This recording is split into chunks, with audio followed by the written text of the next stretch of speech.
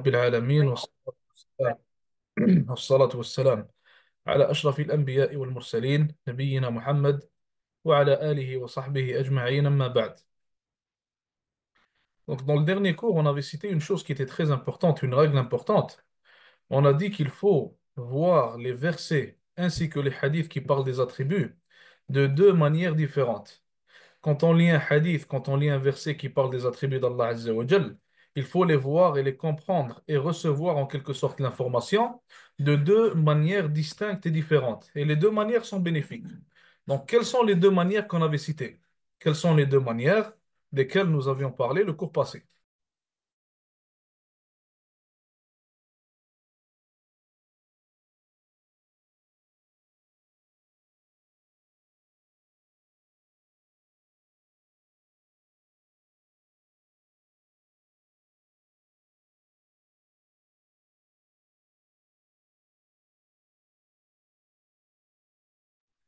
Qu'est-ce qu'on veut dire par scientifique? Qu'est-ce qu'on veut dire par spirituel? Quelle est la définition de chacune des deux manières? Qu'est-ce qu'on veut dire par scientifique, excusez-moi, et spirituel?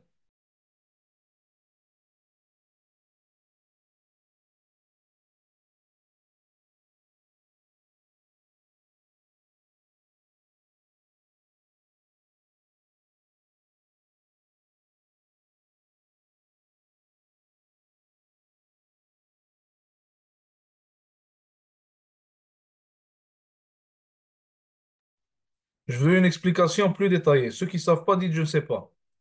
Qu'est-ce qu'on veut dire par scientifique et qu'est-ce qu'on veut dire par spirituel? Comme on l'a expliqué le cours passé.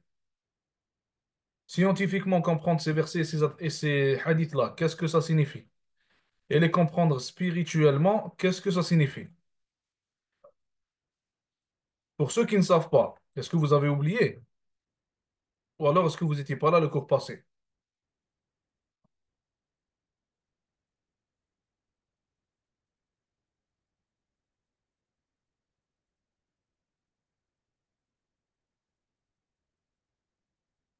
On a dit pour ce qui est du côté scientifique, il faut qu'on regarde ce hadith-là de manière à en extraire ce qui est dogmatique, donc ce qui est relié à la aqidah. Quand Allah Azza wa Jal nous parle de tel attribut, on dit OK, Allah Azza wa Jal, d'après ce hadith, d'après ce verset, il a tel attribut et on comprend cet attribut de telle et telle manière. Donc on parle de manière dogmatique ici. On parle de ce qui est relié à la aqidah. Ce qui est spirituel, c'est qu'on comprend par exemple que si Allah Azza wa Jal entend tout, alors je dois le craindre, car Allah Azza wa Jal entend tout ce que je fais. S'il voit tout, je dois le craindre, car Allah Azza wa Jal voit tout ce que je fais, et je dois toujours être conscient qu'Allah Azza wa Jal me voit à tout moment.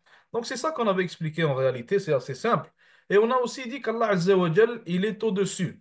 Et que l'élévation d'Allah Azza wa Jal, le ulu, l'élévation d'Allah subhanahu wa ta'ala, est de trois manières différentes. L'élévation d'Allah Azza wa Jal est de trois manières différentes. Qui peut me rappeler, Inch'Allah ta'ala, les trois manières différentes? Comme d'habitude, celui qui a oublié, il dit j'ai oublié. Celui qui ne sait pas, il dit je ne sais pas. Donc, quelles sont les trois manières différentes dont Allah Azza wa Jal s'élève au-dessus de la création? Quelles sont les trois manières différentes?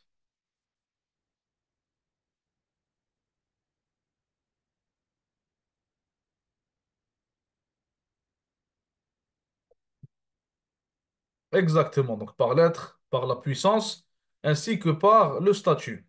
Et comme je vous le répète souvent, l'ikhwa, c'est toujours les mêmes noms qui reviennent, qui répondent. Donc, je m'attends à ce que tout le monde réponde, Inch'Allah Ta'ala. On veut que tout le monde soit sérieux, que tout le monde participe et réponde. Il y a des noms, subhanallah, depuis le premier cours, je vous ai jamais vu rien écrire. Donc, Inch'Allah Ta'ala, tout le monde essaie de participer du mieux qu'il peut. Barakallahu fikum. Donc, on continue les hadiths. Le Nabi sallallahu alayhi wa sallam, il a dit ici, لا تزال جهنم يلقى فيها وهي تقول هل من مزيد حتى يضع رب العزة فيها رجله وفي رواية عليها قدمه فينزوي بعضها إلى بعض فتقول قط قط متفق عليه. Le prophète sallallahu alayhi wa sallam a dit, on ne cessera de jeter ses damnés en enfer. Et celui-ci répondra. Donc celui-ci, c'est qui? On parle de l'enfer ici. Donc l'enfer répondra. Y en a-t-il encore jusqu'au moment où le Seigneur de la Toute-Puissance y pose son pied ou son talon, selon une autre version. Celui-ci se replie sur lui-même en criant suffit, suffit. Donc là, on parle de l'enfer. Et ce qu'on tire ici, la manière dogmatique, c'est qu'on tire qu'Allah Azza wa Jal, il a un pied, comme lui-même l'a cité, subhanahu wa ta'ala. Et c'est aussi cité dans le Coran, comme on en avait déjà parlé dans les cours précédents. Allah Azza wa Jalla a un pied. Est-ce que le pied d'Allah subhanahu wa ta'ala est comme celui des créatures? La réponse est non. Est-ce qu'on sait comment il est? La réponse est non. Est-ce qu'on comprend que c'est un pied selon la langue arabe? La réponse est oui, tout simplement. Donc, si on prend ça de manière dogmatique, je viens d'expliquer en fait la manière plutôt scientifique de laquelle on devrait prendre et comprendre ce hadith-là. Quelle est la manière spirituelle, excusez-moi, dont on devrait comprendre ce hadith? Quelle est la manière spirituelle dont on devrait comprendre ce hadith? Et je veux bien, Inch'Allah Ta'ala, que ceux qui n'ont pas participé encore participent. Quelle est la manière spirituelle dont on doit comprendre ce hadith? Quand je vous pose ces questions-là, il ne faut pas penser que ça sert à rien ou que je les pose juste pour les poser. Il y a un but derrière ça. Il faut comprendre que lorsqu'on s'entraîne à comprendre les hadiths et à les expliquer, ça va faire en sorte, Inch'Allah Ta'ala, que notre compréhension devienne plus aiguisée et qu'on soit considéré, Inch'Allah, comme des meilleurs طلاب ilm, des meilleurs étudiants en sciences, car on aura ce qu'on appelle la capacité à mieux comprendre les hadiths que ceux qui ne se sont plutôt jamais testés à les expliquer. Donc, côté spirituel, qu'Allah Azza wa Jal est puissant, on tire ça de ce hadith-là, oui. Qu'Allah Azza wa Jal, il faut qu'il soit craint, on tire ça de ce hadith-là aussi. Les autres qui ne participent pas, j'attends votre réponse.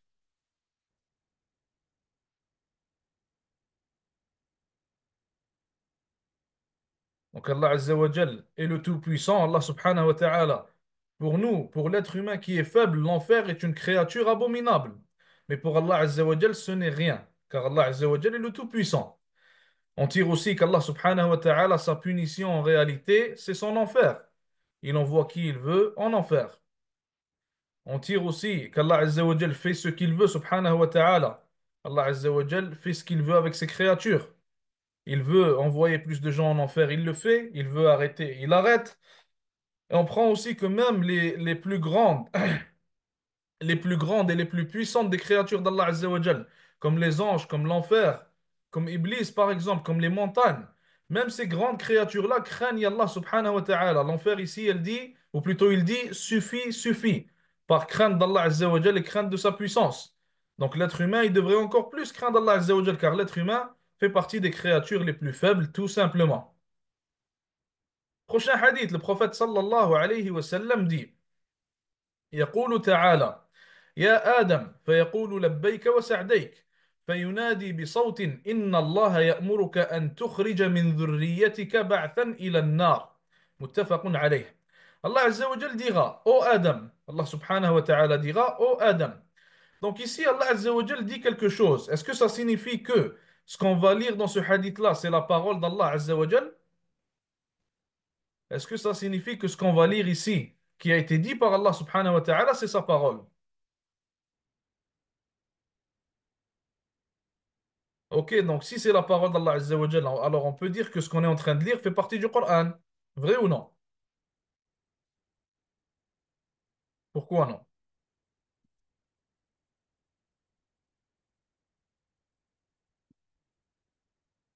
Expliquez-moi, pourquoi non? Quelle est la différence entre ce qu'on lit et entre le Coran?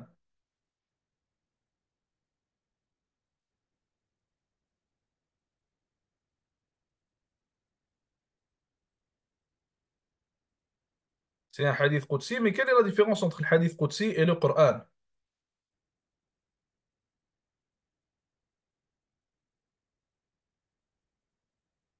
Le Coran est une révélation à part, les hadiths ont été rapportés, mais les hadiths sont aussi une révélation. Le Coran s'adresse directement à nous, le hadith aussi. Hadith Qudsi, c'est la parole du prophète, alayhi salatu salam, mais le sens vient d'Allah. En fait, il y a une différence d'opinion à propos de ça. Il y a une différence d'opinion à propos de ça. Est-ce que le hadith Qudsi est la parole d'Allah Azza wa Jal exactement comme il l'a dite? Ou alors, est-ce que c'est la parole d'Allah Azza wa Jal, mais elle est dite dans le sens, donc dans son sens, sans ramener les mots exacts qu'Allah Azza wa Jal a utilisés? Il y a une différence d'opinion entre les savants à propos de ça. Certains ont dit, Wallahu a'lam, que c'est la parole exacte d'Allah Azza wa Jal, mot par mot. D'autres ont dit que le prophète sallallahu alayhi wa sallam nous rapporte le sens et non pas la parole exacte. Et Allahu a'lam, peut-être que le premier avis serait, Wallahu a'lam, plus juste. Donc, c'est quoi les différences entre un hadith Qudsi et entre le Coran? Quelles sont les différences entre un hadith Qudsi et entre le Coran? Si on récite le Coran, on peut avoir des hasanat. Donc, le hadith Qudsi, si je le récite, j'ai pas de hasanat. C'est vrai?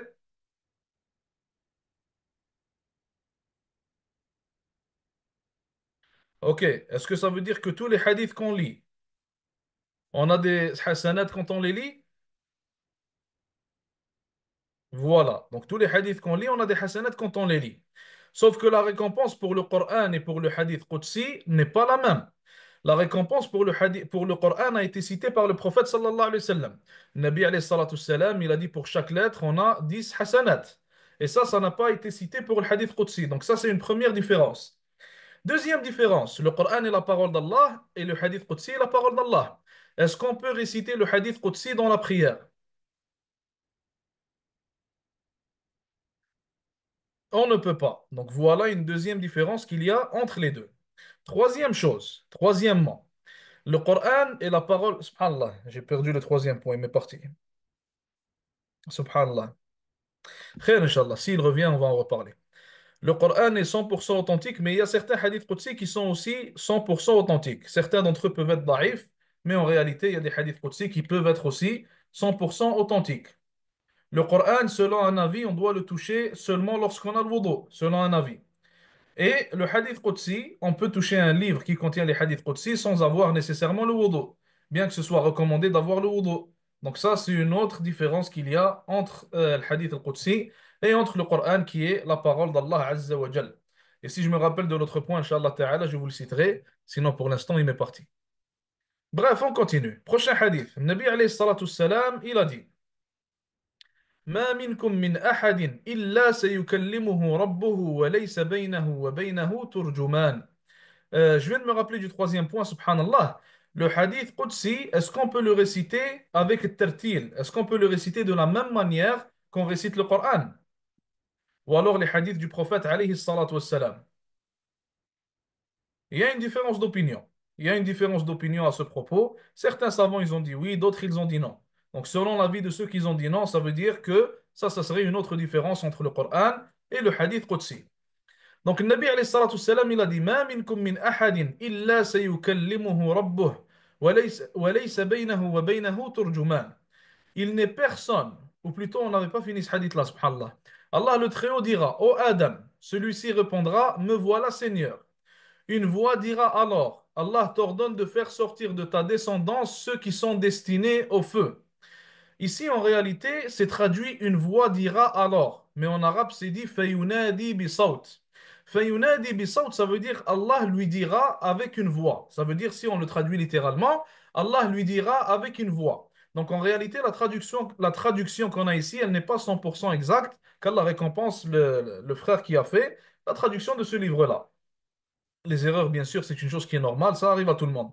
Donc Allah Azza wa Jal va appeler avec une voix et il va dire à Adam, alayhi salam, Allah Azza wa Jal va lui parler directement en lui disant, Allah t'ordonne de faire sortir de ta descendance ceux qui sont destinés au feu.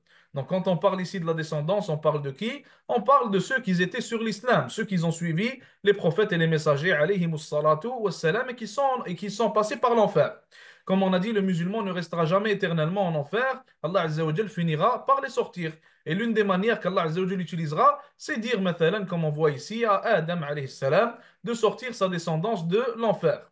Ça a été rapporté par Al-Bukhari et par Muslim. Et ce qui est important qu'on est en train de tirer de là, ce qui est important, c'est que Allah Azza wa Jal parle avec une voix. Allah Azza wa Jal, on a déjà établi qu'il a l'attribut de la parole, ça veut dire Allah subhanahu wa ta'ala, il parle.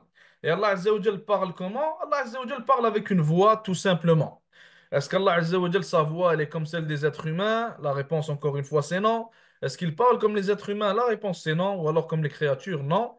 Mais est-ce qu'il parle? Oui, Allah subhanahu wa ta'ala parle tout simplement.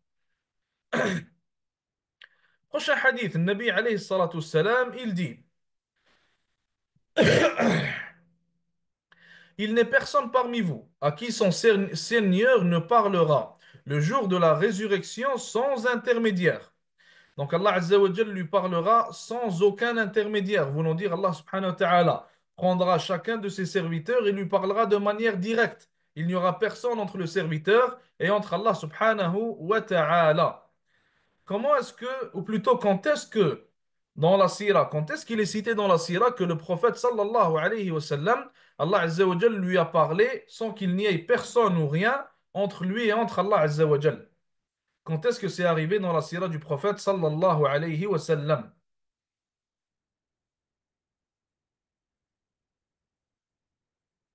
Al-Isra ou Al-Mi'raj, exactement. Donc la nuit de l'ascension, Allah Azza wa Jalla a parlé au prophète sallallahu alayhi wa sallam directement, sans qu'il n'y ait personne entre lui et entre Allah subhanahu wa ta'ala. Le Nabi alayhi salatu salam, il a aussi dit, comme c'est écrit ici, quand il a rendu visite à un malade, donc il a dit dans la ruqya de l'Marith, on va lire Inch'Allah après, vous allez comprendre. ربنا الله الذي في السماء تقدس اسمك أمرك في السماء والأرض كما رحمتك في السماء اجعل رحمتك في الأرض اغفر لنا حوبنا وخطايانا أنت رب الطيبين أنزل رحمة من رحمتك وشفاء من شفائك على هذا الوجع فيبرأ. Donc, le Nabi alayhi salatu salam, dans ce dua-là, il a dit: Notre Seigneur Allah qui est au ciel, sanctifié soit ton nom. Ton commandement s'accomplit dans le ciel et sur la terre. Ta miséricorde est dans le ciel, descends-la sur terre. Pardonne-nous nos péchés et nos fautes. Tu es le Seigneur des hommes de bien. Descends un peu de ta miséricorde et de ta guérison pour que guérisse cet homme souffrant. Donc ça, c'est un dua qui peut être répété lorsqu'une personne a une maladie ou alors lorsqu'une personne a mal quelque part. Dans ce dua-là, qu'est-ce qui nous intéresse? Qu'est-ce qui est relié aux attributs d'Allah Azza wa Jal dans ce dua-là? Dans ce que je viens de vous lire, qu'est-ce qui est relié à, aux attributs d'Allah subhanahu wa ta'ala? Il y a pas mal d'attributs. Premièrement, le fait qu'Allah Azza wa Jal est au ciel. Ça, c'est la première chose qu'on voit ici. Deuxièmement, qu'Allah Azza wa Jal guérisse. Allah Azza wa Jal, c'est lui qui donne la guérison. Troisièmement, troisième attribut, la miséricorde. Allah Azza wa Jal est le tout miséricordieux. Allah Azza wa Jal est pardonneur. Le fait qu'Allah Azza wa Jal aussi, le Nabi alayhi salatu salam, il lui dit: descends un peu de ta miséricorde. Ça veut dire Allah Azza wa Jal est au-dessus. S'il descend quelque chose, c'est qu'il est au-dessus de nous, tout simplement. Donc il y a pas mal d'attributs qui sont tirés de ce hadith du prophète sallallahu alayhi wa sallam. La commande d'Allah Azza wa Jal est partout, ça aussi, c'est parmi plutôt les attributs d'Allah Azza wa Jal. Est-ce qu'on peut utiliser ce dua durant les ruqya? Oui, on peut l'utiliser. D'ailleurs, si quelqu'un a besoin d'une ruqya ou quoi que ce soit, vous pouvez, Inch'Allah, nous contacter. Et je vous dirai, Inch'Allah, il y a une personne qui fait ruqya pour ceux qui ont besoin, bi'idhnillah. Donc, on continue. Prochain hadith. Nabi alayhi salatu salam, il a dit: Ala ta'manunani wa ana aminu man fis sama. Il a dit, sallallahu alayhi wa sallam, que n'ayez-vous pas confiance en moi alors que je jouis de la confiance de celui qui est au ciel? Donc, si on vulgarise ça un peu, le Nabi sallallahu alayhi wa sallam, il a dit: Comment est-ce que vous n'avez pas confiance en moi alors que celui qui est au ciel me fait confiance? Voulant dire Allah subhanahu wa ta'ala. Encore une fois, dans ce hadith, on établit qu'Allah azza wa jal est au-dessus des cieux, car le Nabi alayhi salatu salam l'a dit de manière très claire dans ce hadith-là. Et subhanallah, lorsqu'on voit les Ash'ari, les Maturidi et tous ceux qui ont dévié à propos des attributs d'Allah azza wa jal, on se demande réellement comment est-ce qu'ils ont pu dévier. Vous avez vu, subhanallah, la quantité de versets. Vous avez vu la quantité de versets, la quantité de hadiths, la quantité, subhanallah al-azim, de paroles qui nous prouvent qu'Allah Azza wa Jal est au ciel, qui nous prouvent qu'Allah Azza wa Jal il est au-dessus de tous. Et en réalité, subhanallah, malgré tout cela, il y a des gens qui ont réussi à dévier. Et ça ne peut être expliqué que par le suivi des désirs, que par le suivi de al-hawa. D'ailleurs, une chose qu'il faut garder en tête et apprendre, lorsqu'on dit quelqu'un suit son désir, quelqu'un yattabi'ul hawa, il suit ce qu'on appelle el hawa en arabe. Qu'est-ce que ça veut dire?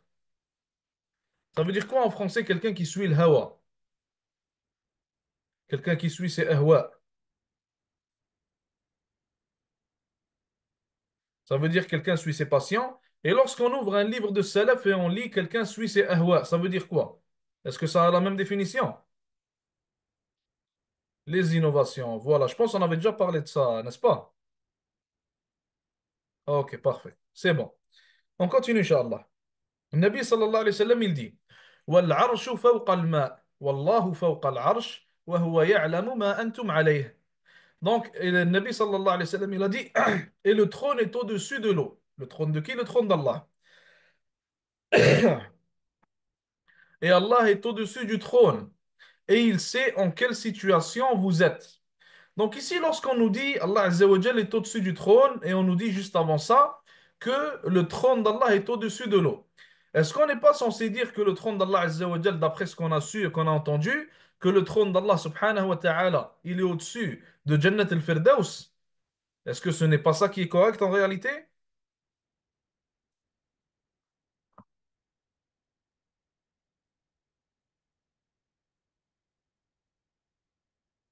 Ça ne se contredit pas, pourquoi?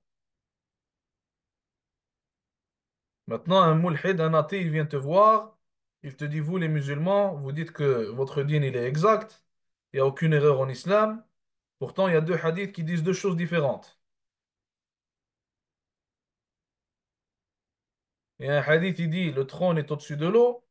Il y a un hadith, il dit, le Jannah est en bas du trône. Donc, comment est-ce qu'on explique ça?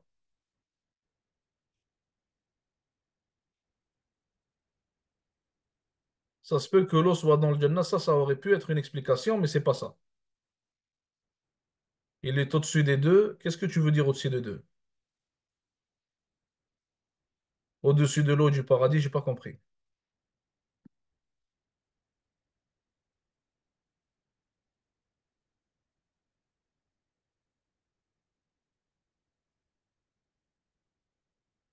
Ok, ça aurait pu être une explication, mais qu'est-ce que les savants ont dit à propos de ça?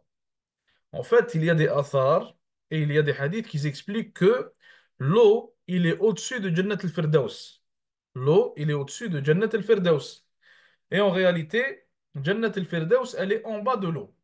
Pour ça qu'il est bon de connaître tous les hadiths qui parlent d'un sujet avant d'avoir une conclusion, avant de se faire une conclusion. Lorsque tu lis tous les hadiths, tu vas trouver un hadith qui dit que l'eau est en bas du trône. Tu lis un deuxième hadith, il va te dire quoi? Il va te dire en bas du trône, c'est plutôt le paradis qui est là. Et après, quand tu vas lire le troisième hadith, il va t'expliquer en réalité la conclusion à avoir. Donc, le paradis est en bas. L'eau est juste au-dessus, et juste au-dessus de ça, on a le trône. Pour ça qu'on fait, comme on avait déjà dit, Inch'Allah Ta'ala, vous allez le voir dans Usul al-Fiqh, on fait ce qu'on appelle al-jam' bayn al-ahadith, le fait de regrouper entre tous les hadiths qui parlent d'un même sujet. Prochain hadith, et ce hadith-là, bien sûr, nous prouve encore une fois qu'Allah Azza wa Jal est au-dessus du trône et qu'Allah Azza wa Jal sait tout ce qui se passe, même si, de par son être, il est au-dessus du trône. Prochain hadith, le Nabi alayhi salatu salam, il a dit à Al-Jariya, donc il a dit à une esclave. Il lui a dit, Aïna Allah? قالت في السماء. قال من أنا؟ قالت أنت رسول الله. قال أعتقها فإنها مؤمنة. Donnez-moi juste une seconde.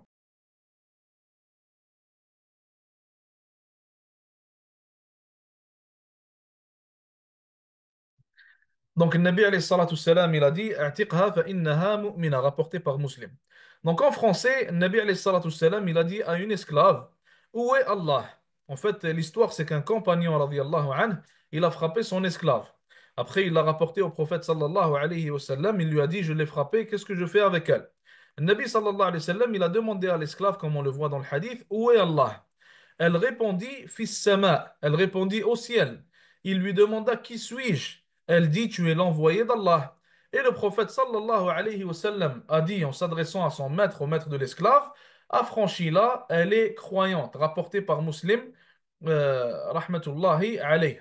Donc ici, la jariya, l'esclave dit clairement au prophète sallallahu alayhi wa sallam qu'Allah est au ciel. Mais ici, est-ce qu'il n'est pas possible que l'esclave se soit trompé? Est-ce qu'il n'est pas possible qu'un Ash'ari, par exemple, qui renie ça, il te dit non, mais l'esclave ici, elle s'est trompée tout simplement, et le Nabi alayhi salatu salam l'a pas corrigé car c'est une esclave. Pourquoi non? Pourquoi est-ce qu'on est sûr que le Nabi alayhi salatu salam l'aurait corrigé?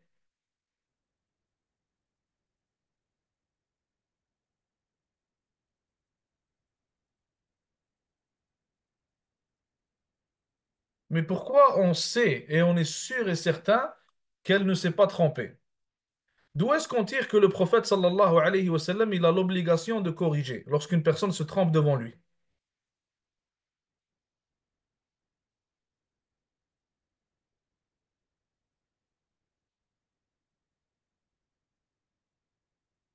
En fait, les versets les versets où Allah Azza wa Jalla ordonne au prophète sallallahu alayhi wa sallam de faire la da'wah, de transmettre les messages, ou de le message, excusez-moi, d'expliquer le message, de clarifier le message, sont une preuve qui nous prouve que le prophète sallallahu alayhi wa sallam, s'il y a une erreur reliée à l'islam qui est faite devant lui, le prophète sallallahu alayhi wa sallam va la corriger.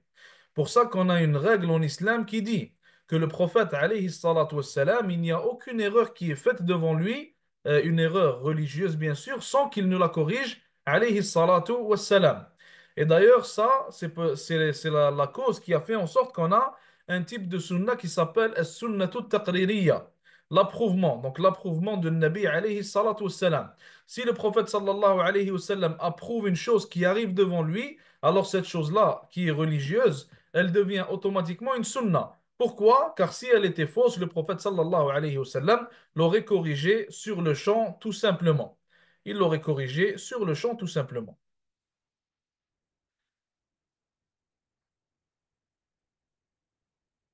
Sunnah taqririya en arabe. Donc pour ce qui est de la question, la terre elle est ronde, si une personne pointe en bas, pointe vers le haut, elle dit Allah il est en haut, l'autre elle est au Japon, elle pointe vers le haut, elle dit Allah il est vers le haut. Dans ce cas-là, on avait déjà répondu à cette question le cours passé, donc je vous laisse y répondre, Inch'Allah Ta'ala, dans les commentaires. On a déjà expliqué cette shubha-là, on lui a répondu, donc je vous laisse l'expliquer, Inch'Allah, dans les commentaires. Si le Nabi alayhi salatu salam approuve par son silence, ça devient une sunnah. Donc sunnah taqririya, ça devient une chose qu'il a approuvée et ça devient automatiquement sunnah. On continue, Inch'Allah. Et remarquez que le prophète sallallahu alayhi wa sallam, subhanallah, il a témoigné de l'islam de quelqu'un, il a témoigné de l'islam d'une personne, car la personne, elle a dit qu'Allah Azza wa Jal est dans le ciel, il est au-dessus des cieux, subhanahu wa ta'ala. Prochain hadith, le Nabi sallallahu alayhi wa sallam a dit أفضل الإيمان أن تعلم أن الله معك حيثما كنت. La meilleure foi est que tu saches qu'Allah Azza wa Jal est avec toi où que tu sois. Et ça, on l'a expliqué, Allah Azza wa Jal est avec toi. Comment? De par sa science et non pas de par son être. Allah Azza wa Jal, de par son être, il est au-dessus des cieux. Qui est-ce qui peut rapporter la réponse qu'on a donnée le cours passé? Si maintenant deux personnes disent Allah il est en haut, les deux sont aux deux extrémités de la terre, donc ils vont pointer vers deux endroits différents. Quelle est la réponse à cette shubha qu'on avait citée le cours passé? Barakallahu fikum. النبي عليه الصلاة والسلام il a dit aussi إذا قام أحدكم إلى الصلاة فلا يبصقن قبل وجهه ولا عن يمينه فإن الله قبل وجهه ولكن عن يساره أو تحت قدمه متفق عليه. Quand l'un de vous s'apprête à faire la prière, qu'il ne crache ni devant lui, car Allah est devant lui, qu'il ne crache pas non plus à sa droite, mais qu'il crache à sa gauche ou sous ses pieds. Maintenant, maintenant, une question qui est importante. Inch'Allah Ta'ala, vous allez bien y répondre d'après votre compréhension que vous avez gagnée, Inch'Allah, avec ces cours-là. Donc maintenant, Allah Azza wa Jal, ou plutôt le Nabi sallallahu alayhi wa sallam, nous dit dans le hadith qu'il ne faut pas cracher devant soi pendant la prière, car Allah subhanahu wa ta'ala est devant nous. Est-ce que de ce hadith, on comprend qu'Allah Azza wa Jal, il est littéralement devant nous?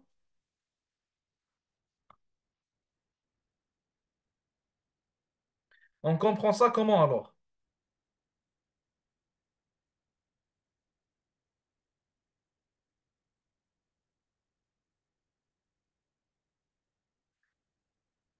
C'est pas ça que je cherche. Comment est-ce qu'on comprend ça? Allah Azza wa Jal, il nous dit dans ce hadith-là qu'il est devant nous lorsqu'on prie.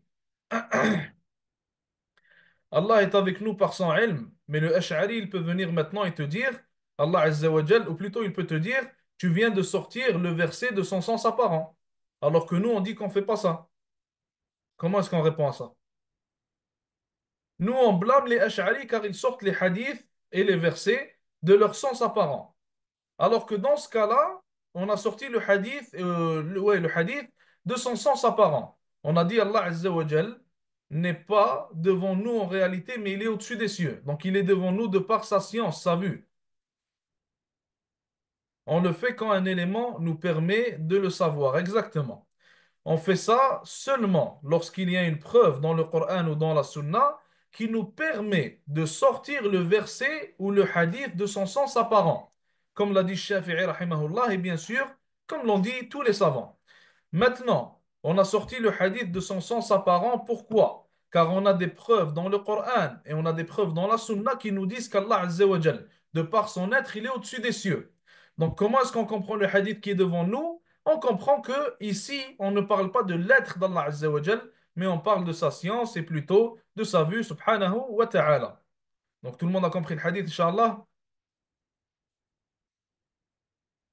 On continue. Prochain hadith. Nabi alayhi salatu salam, il a dit اللهم رب السماوات السبع والأرض ورب العرش العظيم ربنا ورب كل شيء فالق الحب والنوى منزل التوراة والإنجيل والقرآن أعوذ بك من شر نفسي ومن شر كل دابة أنت آخذ بناصيتها أنت الأول فليس قبلك شيء وأنت الآخر فليس بعدك شيء وأنت الظاهر فليس فوقك شيء وأنت الباطن فليس دونك شيء اقض عني الدين وأغنني من الفقر rapporté par Muslim. Allah Azza wa ou plutôt le Nabi sallallahu alayhi wa sallam, il a dit dans le dua, Allah, Seigneur des sept cieux et de la terre, Seigneur du trône sublime. Donc, premièrement, on tire qu'Allah Azza wa Jal est le Seigneur des sept cieux et de la terre. Allah Azza wa Jal est le Seigneur de toute sa création. Il a le contrôle et la seigneurie de toute sa création. Et ça, c'est quel type de tawhid? Ça, c'est quel type de tawhid? Tawhid al-Rububiyya. En français, le tawhid de la seigneurie. Après, le Nabi alayhi salatu salam, il a dit Seigneur du trône sublime. Allah Azza wa Jalla est le Seigneur de son trône. Et ça répond à ce qu'on avait dit pendant le cours passé. Pour ceux qui ont dit que istawa, ça veut dire istawla. Ça veut dire il a conquis. Allah Azza wa Jalla est déjà le Seigneur du trône sublime. Il n'a pas besoin de le conquérir tout simplement. Après le Nabi sallallahu alayhi wa sallam, il dit, toi qui es notre Seigneur et le Seigneur de tout, comme on a dit, Allah est le Seigneur de toutes choses. Toi qui fais fondre le grain et le noyau. Toi qui as fait, donc là on parle de la création d'Allah Azza wa Jal. Toi qui as fait descendre la Torah, l'Évangile et le Coran. Et là on parle de la révélation d'Allah Azza wa Jal, quand on parle des livres qu'il a descendus. Je demande ta protection contre les méfaits de mon âme et contre ceux de tout être soumis à ton pouvoir. Tu es le premier et il n'est rien avant toi. Tu es l'ultime et il n'est rien après toi. Tu es l'apparent et il n'est rien au-dessus de toi. Tu es le caché et il n'est rien en dessous de toi. Paye ma dette et mets-moi à l'abri de la pauvreté. Donc tout ça, on l'a expliqué. Allah est le premier, il est l'ultime, l'apparent, le caché. On l'a expliqué dans les cours passés. Maintenant, ce qui est important, subhanallah, remarquez. Ce hadith-là, il nous rapporte un dua du prophète alayhi salatu wassalam. Vrai ou non? Ici, on nous rapporte un dua que le prophète sallallahu alayhi wa sallam, il a fait. Là, maintenant, le dua, il est où? Où est-ce que le dua est dans le hadith? Où est-ce que l'invocation, elle est dans le hadith? Elle est à la fin. L'invocation, c'est quoi? C'est paye ma dette et mets-moi à l'abri de la pauvreté. Paye ma dette et mets-moi à l'abri de la pauvreté. Donc on a une ligne d'invocation. Et combien de lignes d'éloges faites pour Allah Azza wa Jalla est-ce qu'on a? Combien de lignes d'éloges faites pour Allah Azza wa Jalla est-ce qu'on a?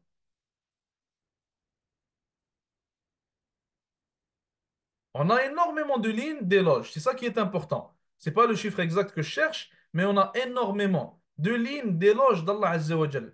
Les savants tirent quoi de ce genre de hadith-là? Les savants tirent de cela que celui qui veut qu'Allah Azza wa Jal réponde à son invocation, alors qu'il fasse beaucoup d'éloges d'Allah subhanahu wa ta'ala.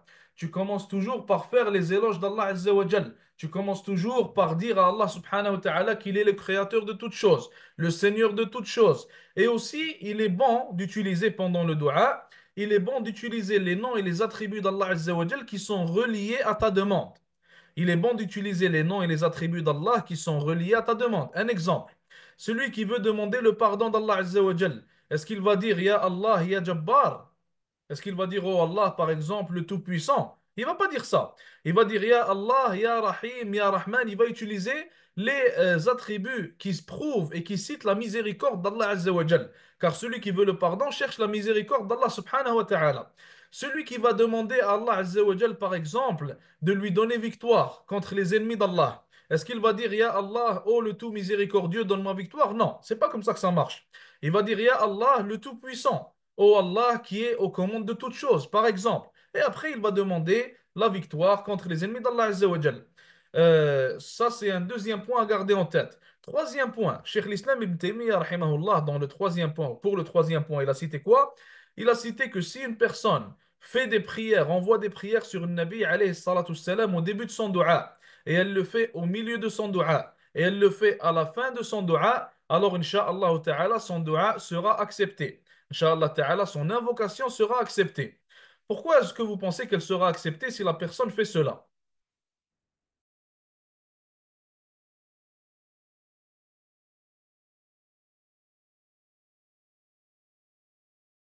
Est-ce que quelqu'un a une idée?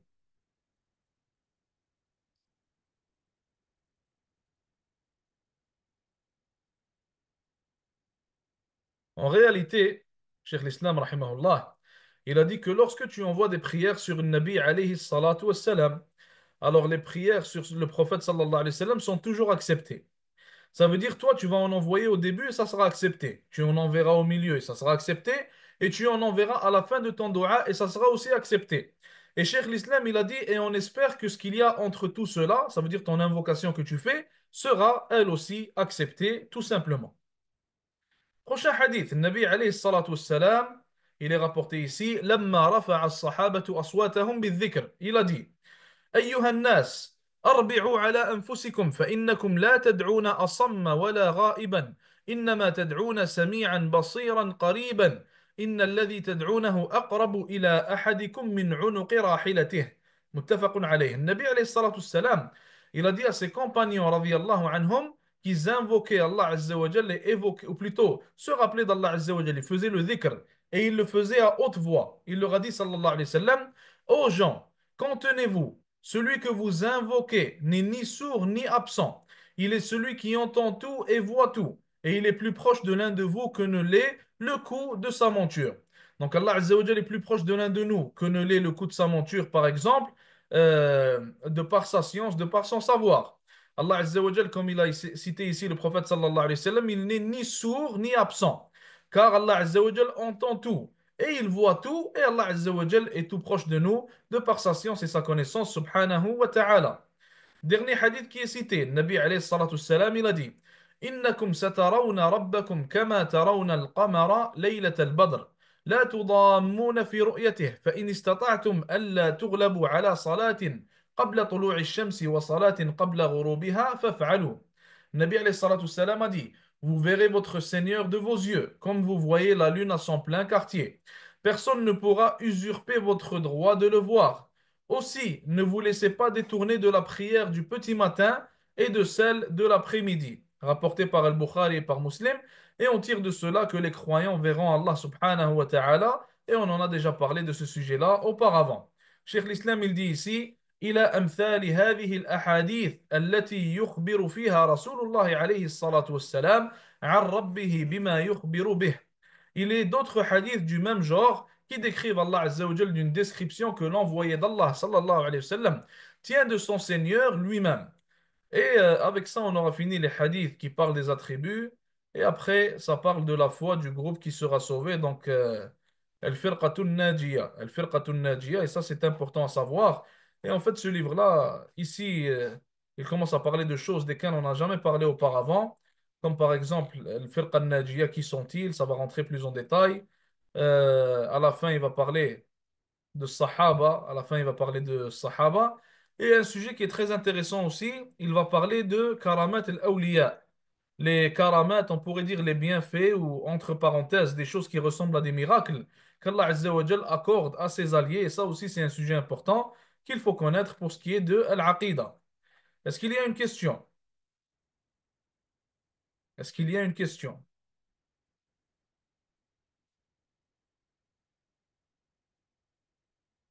Les deux prières citées ici, je pense, Wallahu a'lam, que c'est le Fajr et l'Asr. Je pense, mais j'aurais besoin de vérifier, Inch'Allah Ta'ala. Rappelez-le-moi par message ou par question, Inch'Allah Ta'ala. Mais normalement, c'est le Fajr et l'Asr, Wallahu a'lam. Est-ce qu'il y a des questions ou des commentaires? Pour ce qui est de la question qui disait si deux personnes pointent vers le haut et ils sont dans deux pays différents, il faut savoir que Allah Azza wa Jal nous a dit qu'il est vers le haut. Donc nous, on sait qu'Allah subhanahu wa ta'ala, il est au-dessus. Maintenant, Allah Azza wa Jal est dans quelle direction? Ça, on ne le sait pas. Sauf que nous, pour nous qui sommes sur terre, Allah Azza wa Jal, il est en haut et le haut, il est au-dessus de nous. Donc que tu sois ici ou au Japon, le haut, il est au-dessus de toi. Allah Azza wa Jal, il faut savoir qu'il n'a pas, wal'iyadu billah, il n'a pas la taille de la terre ou la taille des planètes ou quoi que ce soit. Allah subhanahu wa ta'ala, probablement, de par son être subhanahu wa ta'ala, il peut contenir toute sa création. Donc, même si une personne pointe vers le haut dans un autre pays ou quoi que ce soit, Inch'Allah Ta'ala, selon ce qu'on connaît du Coran et de la Sunna et selon ce qu'on sait, Allah Azza wa Jal, il englobe, comme on a dit, tout cela. Et nous, on ne dit pas sur Allah Azza wa Jal une chose qu'il n'a pas dite sur lui-même. Donc, on pointe vers le haut car Allah Azza wa Jal a dit qu'il est en haut. Et car la jariya, l'esclave, d'ailleurs, ça j'ai oublié de vous le citer. L'esclave dans ce hadith-là, elle a dit qu'Allah il est fils sama. Dans un autre hadith, dans une autre narration, elle a pointé vers le haut. Et le Nabi alayhi salatu salam, il a approuvé ce qu'elle a fait tout simplement. Et il n'a pas dit que ce qu'elle a fait était une erreur tout simplement. Quand on dit de par sa science et de par sa connaissance, est-ce que c'est la même chose? Oui, c'est la même chose. De par sa science, de par sa connaissance. En fait, ce qu'on veut dire par là, c'est de par son savoir. Allah Azza wa Jal sait ce qui se passe, Allah Azza wa Jal connaît ce qui se passe. Donc c'est la même chose, ça tourne autour de la même chose. Est-ce qu'il y a d'autres questions?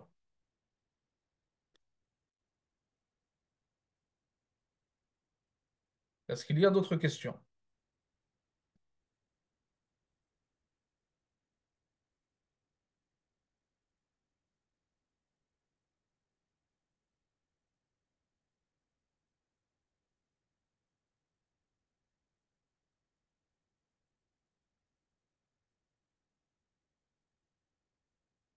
Pas de questions, on va s'arrêter là, Inch'Allah. Assalamu alaikum wa rahmatullahi wa barakatuh.